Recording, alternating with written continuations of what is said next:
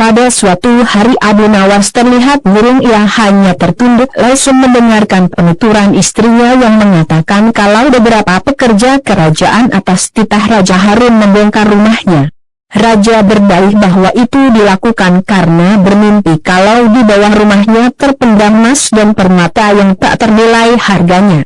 Namun setelah mereka terus-menerus menggali, ternyata emas dan permata tidak juga ditemukan. Parahnya, sang raja juga tidak mau meminta maaf dan mengganti rugi sedikit pun kepada Abu Nawas. Karena itulah Abu Nawas sakit hati dan memendam rasa dendam kepada perusak rumahnya. Lama Abu Nawas memeras otak, namun belum juga ia menemukan muslihat untuk membalas perbuatan baginda. Makanan yang dihidangkan istrinya pun tidak dimakan karena nafsu makannya telah lenyap.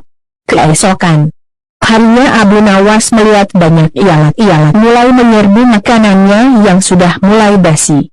Begitu melihat lalat ialat itu berterbangan, Abu Nawas tiba-tiba saja tertawa riang seolah mendapatkan ide. "Tolong ambilkan kain penutup untuk makananku dan sebatang besi," kata Abu Nawas kepada istrinya. Dengan wajah berseri-seri, Abu Nawas berangkat menuju istana. Setiba di istana, Abu Nawas membungkuk memberi hormat kepada Raja Harun. Raja Harun terkejut atas kedatangan Abu Nawas di hadapan para menterinya. Raja Harun mempersilahkan Abu Nawas untuk menghadap.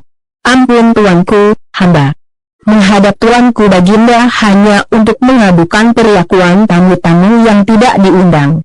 Mereka memasuki rumah hamba tanpa izin dan berani memakan makanan hamba," lapor Abu Nawas. "Siapakah tamu-tamu tidak diundang itu wahai Abu Nawas?" ujar baginda dengan bijaksana. "Lalat ialat ini tuanku," kata Abu Nawas sambil membuka penutup piringnya. "Kepada siapa lagi kalau bukan kepada paduka junjungan hamba mengadukan perlakuan yang tidak adil ini," ujar Abu Nawas sekali lagi. "Lalu, keadilan yang bagaimana yang engkau inginkan?" dan kutanya Raja Harun penasaran. "Hamba hanya menginginkan izin tertulis dari baginda sendiri agar hamba bisa dengan iluasa menghukum lalat-lalat yang nakal itu," kata Abu Nawas memulai muslihatnya.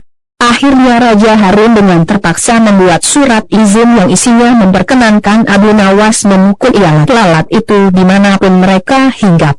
Setelah mendapat izin tertulis itu, Abu Nawas mulai mengusir lalat-lalat di piringnya hingga mereka terbang dan hinggap di sana-sini. Dengan menggunakan tongkat besi yang dibawa dari rumah, Abu Nawas mengejar dan memukul lalat-lalat itu. Ketika hinggap di kaca, Abu Nawas dengan tenang dan leluasa memukul kaca itu hingga pecah. Kemudian vas bunga nan indah milik sang raja juga ikut terkena pukul dan pecah. Akhirnya, hanya dalam beberapa menit saja seluruh perabot istana hancur berkeping-keping. Raja Harun tidak bisa berbuat apa-apa kecuali menyadari kekeliruannya yang telah dilakukan terhadap Abu Nawas dan keluarganya. Setelah merasa puas, Abu Nawas mohon diri. Barang-barang kesayangan Raja Harun banyak yang hancur. Bukan cuma itu saja, raja juga menanggung rasa malu. Kini dia sadar betapa kelirunya, telah berbuat semena-mena kepada Abu Nawas.